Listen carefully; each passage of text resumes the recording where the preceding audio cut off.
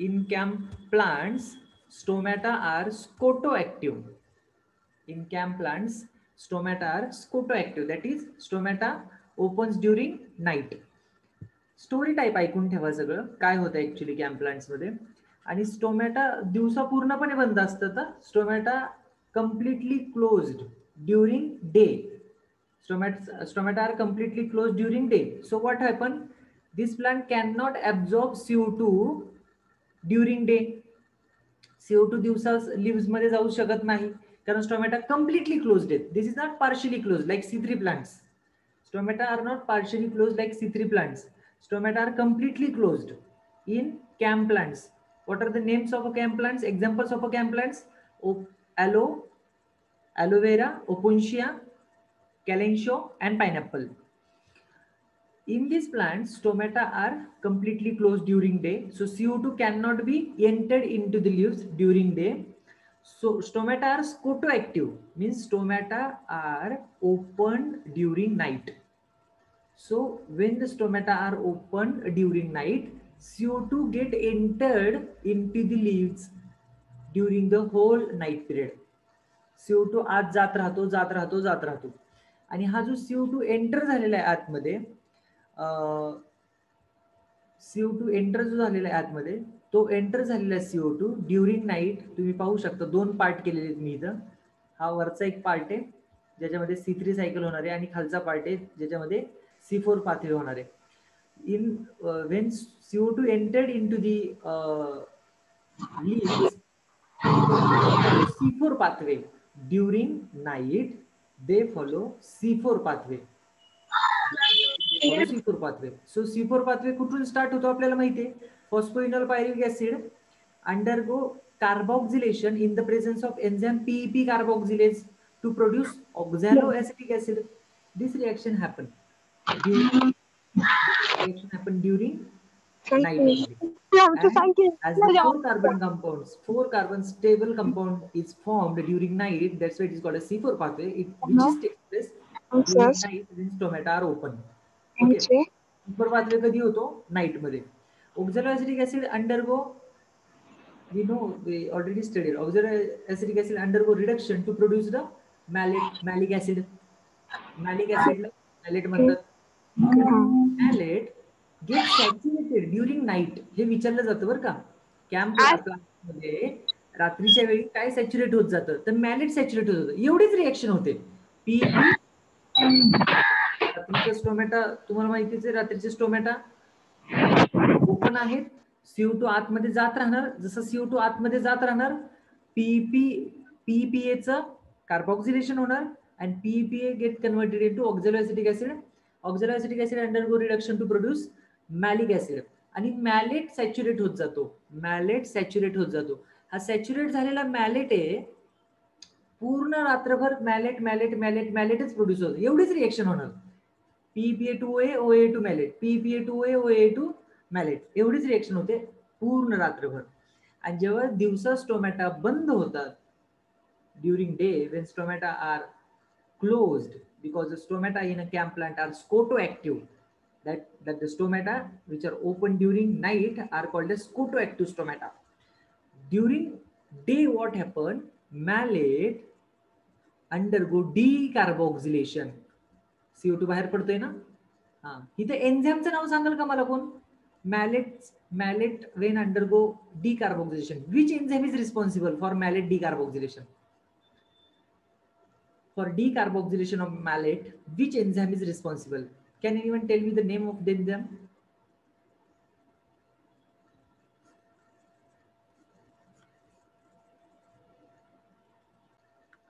Substrate कोण आहे? Malate. Malate वर enzyme act होतोय ना. So substrate is malate. So the name of enzyme is malate decarboxylase. Malate decarboxylase acts on the malic acid or malate to remove carbon dioxide from it. So what will be the product? We know it is pyruvic acid. We know already it is a pyruvic acid. Pyruvic acid is produced. Pyruvic acid is produced during day from the malate. And now this pyruvic acid converted into glucose. Pyruvic acid get converted into glucose and glucose get converted into starch. Glucose get converted into starch. We know pyruvic acid get converted into glucose by means of a Kelvin cycle. We already studied pyruvic acid याच्यामध्ये किंवा ग्लुकोजचं जे metabolism आहे ते आणखी तुम्हाला झालेलं नसेल, पण कार्बन डायऑक्साईड जो आहे, कार्बन डायऑक्साईड जो प्रोड्यूस होतोय तो केल्विन सायकलमध्ये जाणार. आपल्याला माहिती आहे केल्विन सायकलला C3 पाथवे फॉलो होण्यासाठी, C3 पाथवे रन होण्यासाठी जास्त अमाऊंटमध्ये कार्बन डायऑक्साईड रिक्वायर्ड आहे. मग हा मॅलेट जो आहे तो रात्रभर तयार झालेला आहे, रात्रभर मॅलेटच प्रोड्यूस होतो C4 कॅम्प प्लांट्समध्ये थ्रू C4 पाथवे.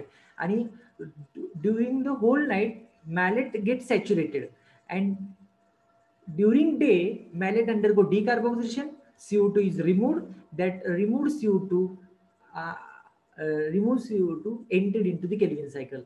मग इथं RUBP वगैरे असणार, केल्विन सायकल पूर्ण रन होणार, आणि केल्विन सायकलचा रिझल्ट कशामध्ये येणार? ग्लुकोज मध्ये. Glucose get converted into starch. इथं असा एरो करा, इकडे असं वरती एरो पाहिजे. ग्लुकोजचं कन्व्हर्जन स्टार्च मध्ये होतं.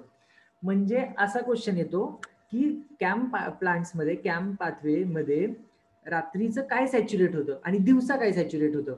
So during day starch get saturated, during day starch get saturated, and during night malate gets saturated. Malic acid gets saturated during night, and during day starch get saturated. Okay, and this formation of malic acid during dark which is night, during dark is called as acidification. This process is known as acidification. So you can write in your notebook right here acidification. Yeah, acidification process.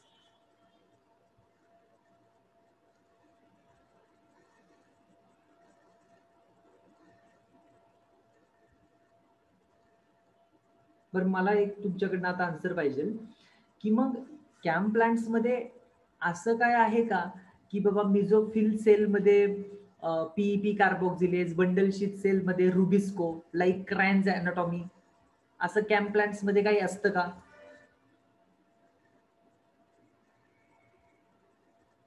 Can you think in this way?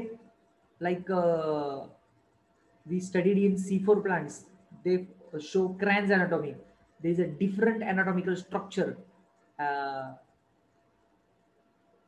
which discriminate, through which we can discriminate between C3 and C4 plants. Cran's anatomy present असते का camp plant मध्ये? तर उत्तर आहे नाही. Rutuja Chaudhari correct. उत्तर आहे नाही. क्रॅन्स अॅनाटॉमी प्रेझेंट नाहीये C4 प्लांट मध्ये. म्हणजे ही जे नाईट मध्ये चाललेल्या ज्या रिएक्शन आहेत ते कुठेतरी बंडल शीट सेल मध्ये होतात, डे मधल्या रिएक्शन कुठेतरी मिझोफिल सेल मध्ये होतात. अशा पद्धतीची कोणतीही अॅनाटॉमिकल फीचर त्या लिव्स मध्ये कॅलन्शोच्या, ओपुन्शिया, ॲलो आणि पाइनॅपलच्या आपल्याला लिव्स मध्ये अशा पद्धतीचं कोणतंही स्ट्रक्चर पाहायला मिळत नाही. पण स्कोटोएक्टिव्ह स्टोमॅटा असल्यामुळं रात्रीच्या रिएक्शन ज्या असतात, ड्युरिंग डार्क होणारे रिएक्शन जे आहेत ते C4 पाथवे आहे, अँड ड्युरिंग डे होणारा जो रिएक्शन आहे that is a C3 pathway. So this is camp pathway. Easy आहे का? दोन्ही सायकल एकत्र फक्त दिलेले आहेत, आणि कुठून कुठपर्यंत रिएक्शन दिवसा राहायच्या आणि कुठून कुठपर्यंत रिएक्शन रात्री राहायच्या हे फक्त माहित झालं म्हणजे क्लिअर झालं तुम्ही. कॅम्प पाथवे क्लिअर झालं का?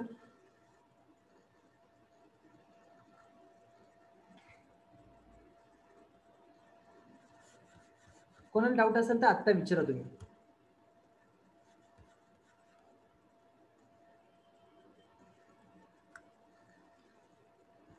कोणाला डाऊट असतील तर आत्ता विचारा.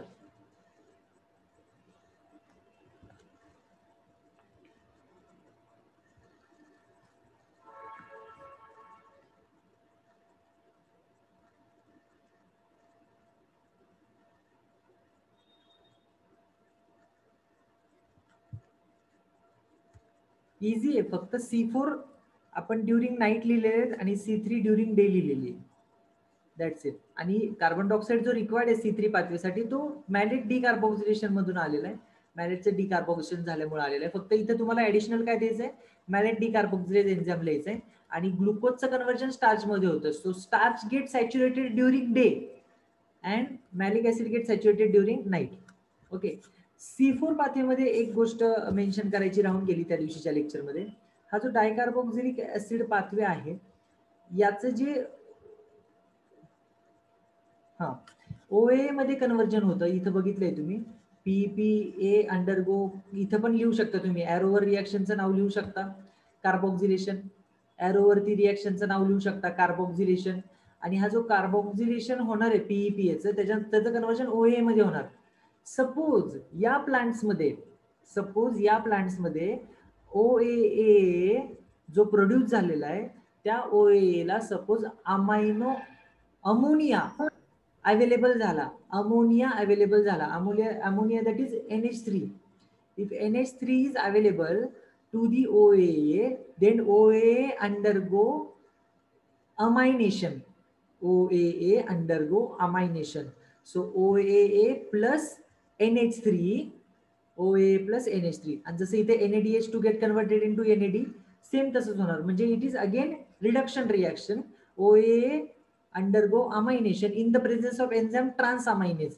म्हणजे याचं काय होऊ शकतं, OAAचं कन्व्हर्जन मॅलिक ऍसिड मध्ये होऊ शकतं, नाहीतर दुसरा पार्ट सांगतोय मी तुम्हाला, OAAचं कन्व्हर्जन ऍस्पर्टिक ऍसिड मध्ये होऊ शकतं. This is very important.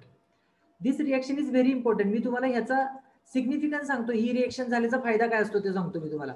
OAA undergo amination in the presence of ammonia and enzyme transaminase. This process required NADPH2, which is a reducing power. Reduction करण्यासाठी जी रिड्युसिंग पॉवर लागते ना, दॅट इज NADPH2. काय ह्याला reducing power म्हणलंय? उत्तर simple आहे, कारण हे H2 देऊ शकतं. आणि जे H2 देऊ शकतं म्हणजे OAA H2 ऍक्सेप्ट करणार आहे. आणि जर OAA H2 ऍक्सेप्ट करणार असेल तर त्याचं रिडक्शन होणार. So this is called as reducing power. NADH2 is called as reducing power because it can available hydrogen to the reactant. OA ला तो H2 available करून देऊ शकतो. That's why it is called as reducing power. This is very simple. And if you written these notes in your notebook, जर तुम्ही या notes notebook मध्ये लिहिलेल्या असतील तर अशा काही गोष्टी ज्या मी तिथं समजणार नाहीयेत, पण मी सांगतोय ना, तर ते तुम्ही नोट डाऊन करणं तुमचं काम आहे. ह्या गोष्टी आपल्या लक्षात राहू शकत नाहीत. याला रिड्युसिंग पॉवर म्हणतात. का? कारण ते H2 अवेलेबल करून देतं. ते तुम्ही तिथं नोट डाऊन करायचं. त्यामुळे तर नोट्स लिहून घ्यायला लावल्यात मी तुम्हाला. Okay. OAA undergo amination in the presence of enzyme transaminase. जर अमोनिया अवेलेबल झाला तर बरं का, प्लांटला अमोनिया अवेलेबल झाला तर. आता अमोनिया कुठून अवेलेबल होणार? जर तुम्ही त्याला युरिया नावाचं खत जास्त टाकलं प्लांट्सला. आणि C4 प्लांटचे एक्झाम्पल सांगू शकता मला कोण? मी तुम्हाला लिंक लावून देतो. हे काय भानगड आहे नेमका, अमोनिया अवेलेबल असेल तर काय होऊ शकतं. ऍस्पर्टिक ऍसिड तयार होतं हे एक तुमच्या लक्षात आलेलं आहे की बाबा प्रोडक्ट ऍस्पर्टिक ऍसिड आहे. हा, तर तुम्ही मला सांगू शकता का C4 प्लांटचे एक्झाम्पल सांगू शकता काही?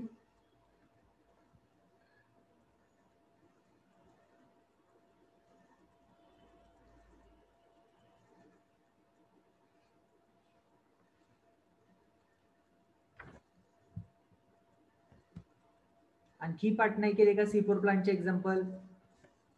पटपट सांगायचे एक्झाम्पल. नाव घ्यायचं, नाव डायरेक्ट नाव पाहिजे मला. These plants are grown in tropical and subtropical region. हे माहिती आहे मला. Grown in tropical and sub tropical region. Desert plant आपण डायरेक्टली यांना म्हणू शकत नाही. Tropical and sub tropical region म्हणा, म्हणजे सगळं कव्हर होईल त्याच्यामध्ये. डेझर्ट प्लांट मध्ये मग कॅम्प प्लांट आत्ताचे बघितलेली आपण सगळे जे ते डेझर्ट प्लांट म्हणता येतील त्यांना. ॲलोवेरा आहे, ओपुन्शिया आहे.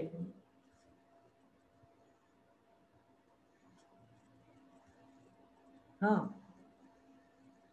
C4 प्लांटचे एक्झाम्पल त्या दिवशी सांगितले ना मी सारखे लेक्चर मध्ये.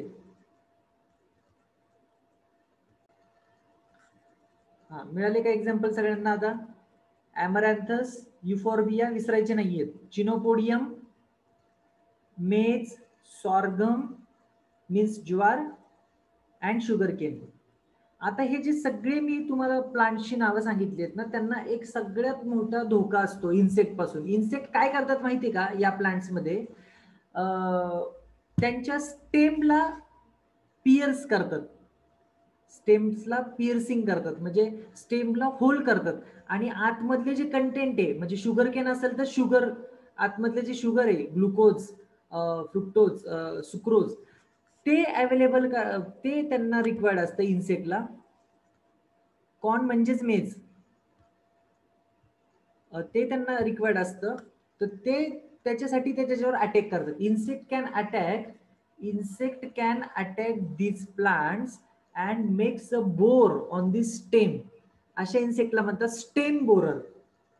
काय म्हणतात अशा इन्सेक्टला? Stem borer. जे insect sugar cane, maize, jowar यांच्या स्टेमवर काय करतात, ते होल करणार आहे ना. आता मला सांगा, स्टेमला जर त्यांनी होल केलं तर प्लांटची डेव्हलपमेंट होईल का प्रॉपर? अर्थातच नाही होणार आहे. मग हा एक फायदा आहे. जर तुम्ही यांना युरिया, जे फर्टिलायझर्स आहेत किंवा अमोनिया अवेलेबल होईल असे जर तुम्ही फर्टिलायझर्स त्या प्लांट्सला प्रोव्हाइड केले, तर जर अमोनियाचं प्रमाण जास्त राहिलं, तर ओएचं कन्व्हर्जन मॅलेटमध्ये नाही होत. ओएचं कन्व्हर्जन होतं ऍस्पर्टिक ऍसिडमध्ये, आणि ज्या प्लांटमध्ये ऍस्पर्टिक ऍसिड कंटेंट जास्त असतं त्या प्लांटवरती maize stem borer, sugarcane stem borer किंवा ज्वार स्टेम बोरर, हे जे इन्सेक्ट आहेत जे स्टेमला होल करतात आणि डॅमेज करतात प्लांटला, ते इन्सेक्ट अटॅक करू शकत नाही. This is the significance of conversion of OA into aspartic acid. म्हणजे एक गोष्ट क्लिअर झाली तुम्हाला. ओएचं मॅलिक ऍसिड मध्ये कन्व्हर्जन होते, मॅलिक ऍसिड डिफ्यूज होणार, बंडल शीट सेल मध्ये जाणार, आणि बंडल शीट मध्ये गेलेल्या मॅलिक ऍसिडचं शुगर मध्ये कन्व्हर्जन होतं, because malic acid undergo decarboxylation, it available CO2 for Calvin cycle, वगैरे वगैरे वगैरे सगळं तुम्हाला पुढचं माहिती आहे. मग मला काय तुम्हाला सांगायचंय, जर समजा अमोनिया अवेलेबल झालेला असला तर ओएचं कन्व्हर्जन डायरेक्ट कशामध्ये होतं, ऍस्पर्टिक ऍसिड मध्ये होतं, आणि ओएचं कन्व्हर्जन जर ऍस्पर्टिक ऍसिड मध्ये झालं तर त्याच्यावर हे इन्सेक्ट, कोणते, स्टेम बोरर इन्सेक्ट त्यांच्यावर अटॅक करू शकत नाही. This is very interesting point in dicarboxylic acid cycle और C4 पाथवे. Okay, clear? काय डाऊट आहे का कोणाला? आता मला याच्यामध्ये सांगा पहिलं.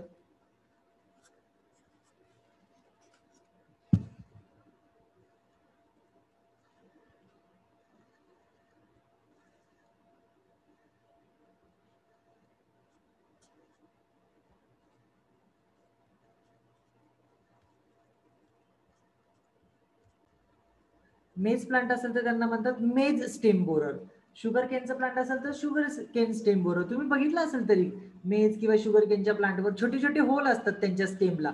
मग हे इन्सेक्ट आहेत जे ज्याच्यावर अटॅक करतात आणि प्लांटला डॅमेज करू शकतात. त्यामुळे त्याला जर अमोनिया अवेलेबल झाला जास्तीत जास्त तर ते ऍस्पर्टिक ऍसिड प्रोड्यूस करणार त्या प्लांटमध्ये आणि चान्सेस कमी होतात. कशाचे? ह्या इन्सेक्ट अटॅकचे. मला एक उत्तर तुमच्याकडनं अपेक्षित आहे आता. ज्या प्लांटमध्ये जर समजा एखादं मेज प्लांट एक्झाम्पल घेऊ आपण, मेज प्लांटमध्ये अमोनिया अवेलेबल झालेला आहे त्या प्लांटसाठी, अमोनिया जर अवेलेबल झालं तर they will produce aspartic acid, no doubt. मला सांगा, मग अमोनिया अवेलेबल झाल्यानंतर त्या प्लांट्स मधलं शुगर कंटेंट हाय असेल का लो असेल? शुगर कंटेंट हाय असेल का लो असेल?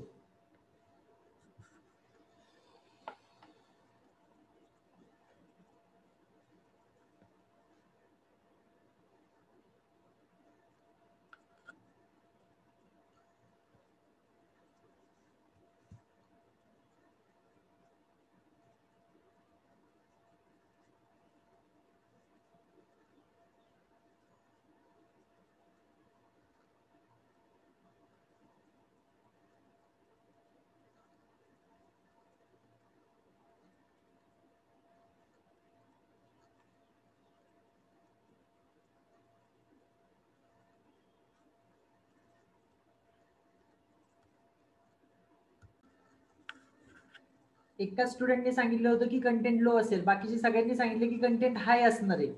ही जे रॉंग आहे. कंटेंट हाय असणार नाही, कंटेंट लो असणार. उलट शुगर कंटेंट लो असणार, कारण शुगर फॉर्म होण्यासाठी ओएचं कन्व्हर्जन मॅलेट मध्ये झालं पाहिजे. साधं थिंकिंग आहे ना.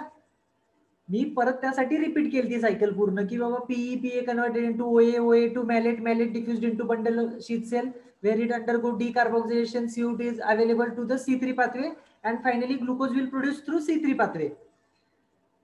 मग मॅलेटच जर तयार झालं नाही ओएचं कन्व्हर्जन ऍस्पार्टेट मध्ये झालं instead of malate, how sugar will form?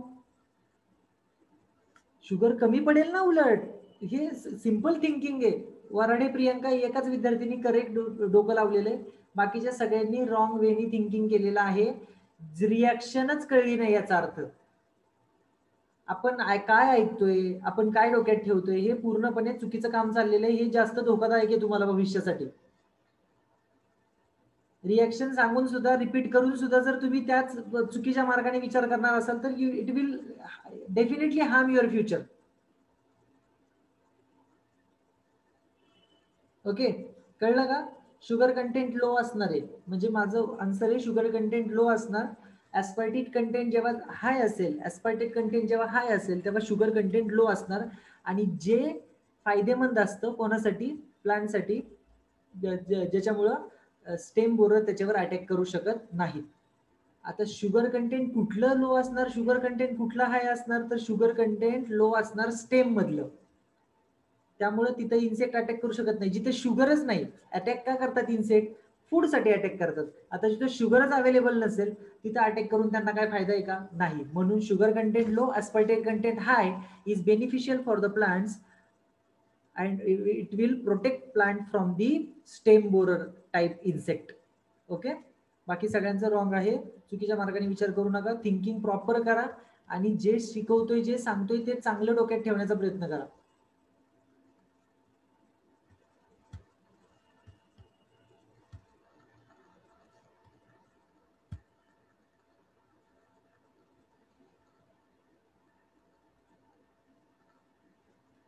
C3 plants इथं बोर्डवर आहेत तुमच्यासाठी.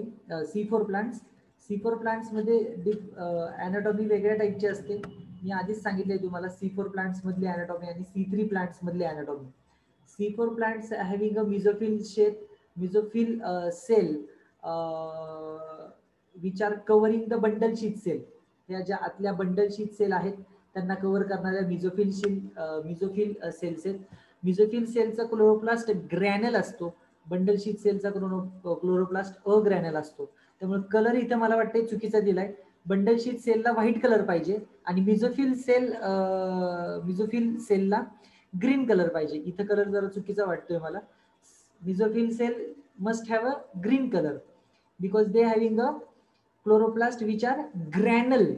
The grana is present in the chloroplast which are present in the mesophyll cell, while the grana is absent. So the light reaction cannot be takes place in a bundle sheet cell because grana is absent. So dark reaction can be takes place. So C3 pathway can be takes place. C4 pathway can be takes place in bundle sheet cell, but no chance of a light reaction in bundle sheet cell. So completely dark reaction will occur in a bundle sheet cell, and mesophyll cell is the site for light reaction.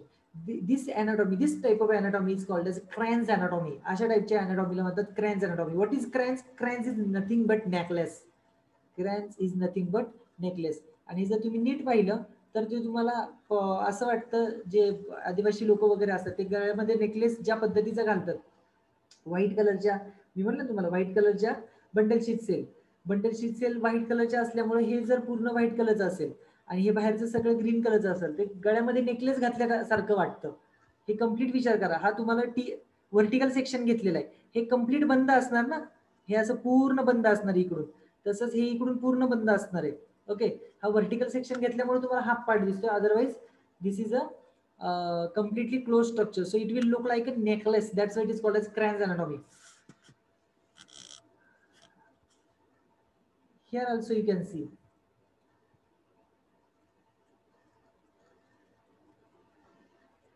Bundle sheath cell, mesophyll cell असं converge असं separation होत नाही. आणखी एक मला तुम्हाला नाव सांगायचं राहिलं, C4 पाथवेला आणखी एक नाव तुम्ही लिहिलंय का बघा तुमच्या नोटबुक मध्ये. C4 pathway is also known as HSK pathway. HSK, capital H capital S capital K, HSK pathway.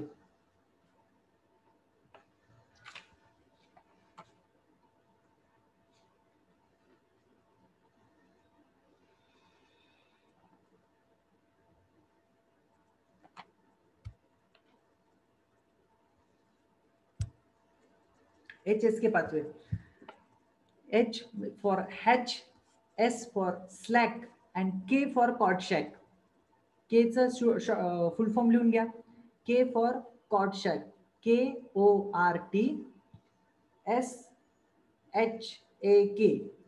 Kortschak. KORTSHK. Kortschak. So हे जे 3 सायंटिस्ट आहेत, हॅच, स्लॅक आणि कॉर्टशॅक. ऍक्च्युली हा जो पाथवे आहे ना, C4 pathway, actually this was first time reported by Kortschak. पहिल्यांदा कोणी सांगितलं? कॉर्टशॅकनी सांगितलं. म्हणजे जो C4 पाथवे आपण लिहितो आता, PEPA get converted into OA, OA to malate वगैरे, हे जे आपण लिहितो हे ऍक्च्युली पहिल्यांदा सांगितलं आहे कॉर्टशॅकनी. पण शुगर केनवर स्टडी कोणाचा चालू होता? शुगर केनवर हॅच आणि स्लॅकचा. आणि Hatch and Slack discovered the first stable compound of photosynthesis, oxaloacetic acid. Instead of phosphoglycerate, PGAच्या ऐवजी OAA हे पहिलं स्टेबल कंपाऊंड असतं काही प्लांट्समध्ये. हे कुणी डिस्कवर्ड केलं? हे डिस्कवर केलं पहिल्यांदा हॅच आणि स्लॅकनी. म्हणून तिघांची नावं दिलेली आहेत. C4 पाथवेला दुसरं नाव आहे HSK पाथवे.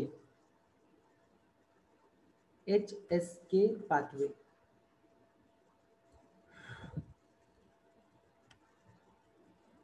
आणि तुम्ही, मी म्हणलं होतं तुम्हाला काल, केल्विन सायकल काढा खाली अशी. हे बघा, लाईक दिस. केल्विन सायकल अशी काढायची आपल्याला. PEPA फॉस्फोइनॉल पायरुविक ऍसिड म्हणा किंवा फॉस्फोइनॉल पायरुवेट म्हणा. पायरुवेट म्हणल्यावर ए लिहायची आवश्यकता आहे का? नाही. म्हणून PEP लिहिलं जातं. समजून घ्या. वेगवेगळे जसे टेक्स्ट बुक येतील किंवा वेगवेगळे रेफरन्स बुक येतील तसं वेगवेगळ्या पद्धतीनं तोच पॉईंट वेगळ्या पद्धतीने मेन्शन केलेला असतो. कन्फ्यूज होण्याची आवश्यकता नाहीये. फॉस्फोइनॉल पायरुवेट जर लिहिलं तुम्ही, पायरुवेट हे प्रेमाने म्हणलं जातं, पूर्ण नाव त्याचं पायरुविक ऍसिड आहे, तर त्याला PEP लिहितात. आणि एन्झाईमचं नाव होतं मग PEP कार्बोक्सिलेज. PEP कार्बोक्सिलेज असू द्या, नाही तर PEPA कार्बोक्सिलेज असू द्या, गोष्ट एकच आहे. Undergo carboxylation and get converted to oxaloacetate. Oxaloacetate is OAA. हे मिझोफिल सेल मध्ये चाललंय सगळं. Oxaloacetate undergo reduction reaction to produce malate, and malate diffused into the bundle sheath cell, where in bundle sheath cell malate get converted into pyruvic acid due to the process called as decarboxylation. हे 3 काहीतरी dot आहेत, 4 काहीतरी dot आहेत, हे carbon number आहेत बरं का. This is a carbon number. 4 carbon compound. Malate is a 4 carbon compound. मग त्यातनं जर डिकार्बोक्सिलेशन झाले मॅलेटचं, एक कार्बन गेला म्हणजे उरले 3. So pyruvate is again 3 carbon compound. And the CO2 enter into Kelvin cycle where it will form sugar. Okay, this is the C4 pathway.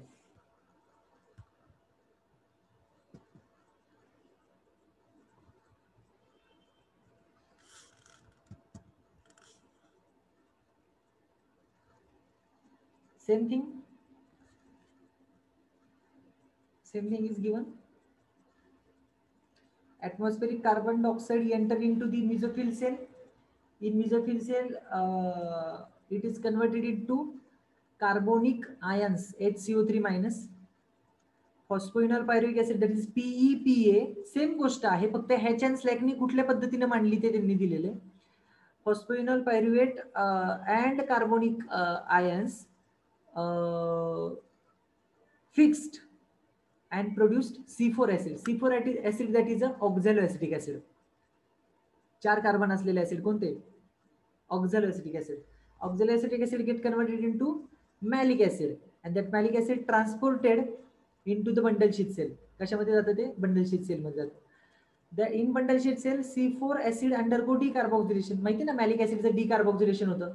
मग बाहेर पडलेला CO2 कुठे जातो? केल्विन सायकल मध्ये. आणि केल्विन सायकल मध्ये शुगर फॉर्म होतात. आणि C4 मधनं एक कार्बन बाहेर पडल्यामुळे उरलेलं जे acid that is C3 acid, pyruvic acid और पायरुवेट, C3 ऍसिड आहे. It again get transported into the mesophyll cell where C3 acid undergo phosphorylation. Phosphate group add होतो आणि त्याचा कन्वर्जन होतो फॉस्फोइनॉल पायरुविक ऍसिड मध्ये. मला एक तुमच्याकडनं अपेक्षित आहे, इथल्या एन्झाईमचं नाव सांगायचंय तुम्ही मला. Pyruvic acid get converted into phosphoenol pyruvic acid ना, किंवा pyruvate converted into phosphoenol pyruvate. त्यात तिथे एक एन्झाईम आहे, ह्या कन्व्हर्जन मध्ये एक एन्झाईम आहे. काय त्या एन्झाईमचं नाव?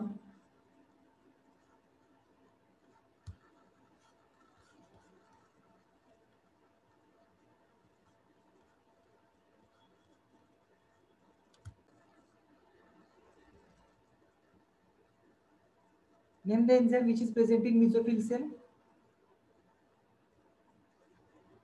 PEP carboxylase. PEP carboxylase, mesophyll cell. Okay. PEP carboxylase present in mesophyll cell. And name the enzyme present in bundle sheath cell. C3 cycle होते ना इथं. हे काय CO2 कुठे चाललाय केलिन सायकलला. म्हणजे बंडल शीथ सेल मध्ये कुठला एन्झाईम पाहिजे? रुबिस्को. इथे पाहू शकता तुम्ही rubisco. Ribulose bisphosphate carboxylase oxygenase. पण पीपीकेज असतो का? पीपीकेज म्हणजेच काय? Phosphoenol pyruvate carboxylase. Phosphoenol pyruvate carboxylase म्हणजे पीपीकेज. तो नसतो इथे बंडल शीथ सेल मध्ये, तो नाहीये. आणि रुबिस्को वरती नाहीये. ओके. डिफरन्शिएशन याला तर म्हणतात क्रॅन्झ अनाटॉमी. हे सेपरेशन स्ट्रक्चरचं जे सेपरेशन दिसते ना तुम्हाला, हे फक्त ड्यू टू क्रॅन्झ अनाटॉमी दिसते. ही तीच सायकल आहे पण आणखी डिटेल्ड फॉर्म मध्ये दिलेली आहे.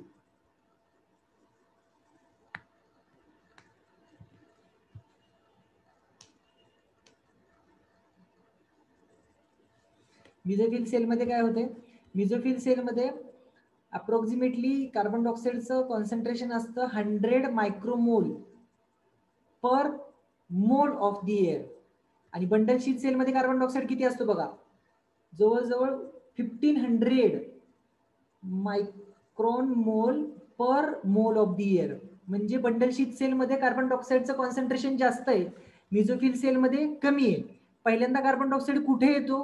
पहिल्यांदा कार्बन डायऑक्साईड येतो मिझोफिल सेल मध्ये. पहिल्यांदा कार्बन डायऑक्साईड कुठे येतो? मिझोफिल सेल मध्ये. नंतर तो जातो बंडल शीथ सेल मध्ये. याचा अर्थ काय? येणारा carbon dioxide 100 micromole per ml per mole of the year. आणि बंडल शीथ सेल मध्ये किती अवेलेबल करून दिलेला आहे कार्बन डायऑक्साईड? जवळजवळ 1500 micromole per mole of the year. It means that this is a carbon dioxide saturating mechanism.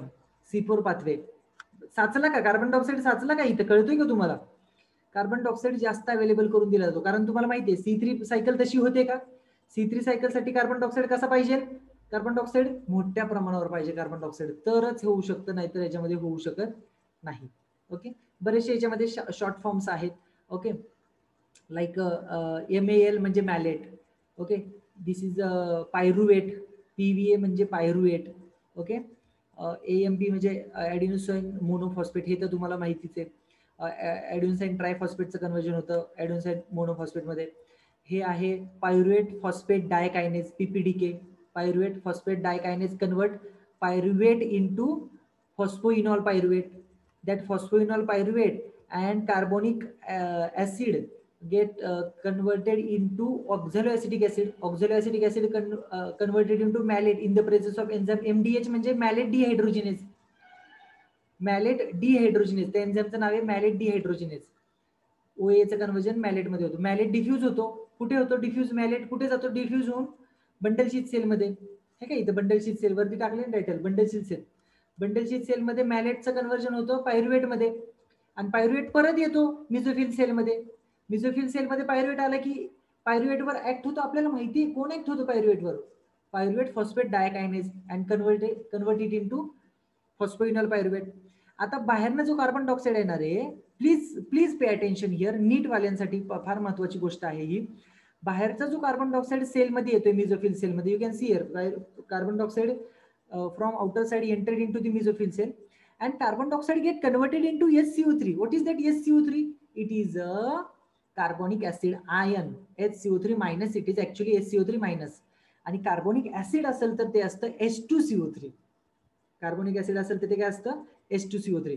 आणि CA काय रे? CA हे एका एन्झाईमचं नाव आहे, carbonic anhydrase. Please keep in mind, carbon dioxide converted into HCO3 in the presence of enzyme carbonic anhydrase, and that HCO3 and PEP combines to produce oxaloacetic acid. And name the enzyme PEPC म्हणजे काय?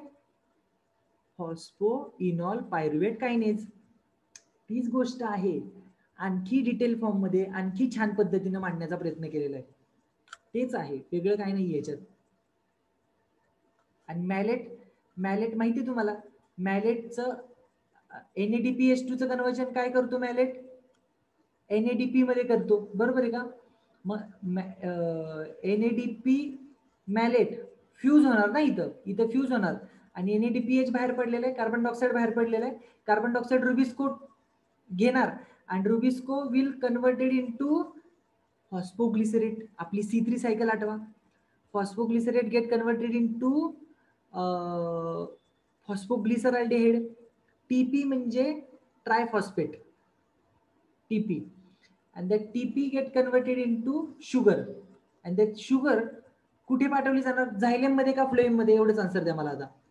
Sugar कुठून flow होणार नंतर, झायलेम मधून का phloem मधून?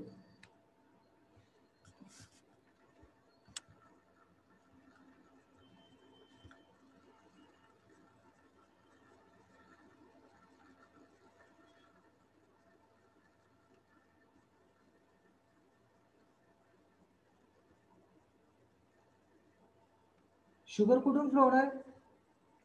Water कुठून flow होतं प्लांट्स मध्ये? वॉटर कशातून फ्लो होतं?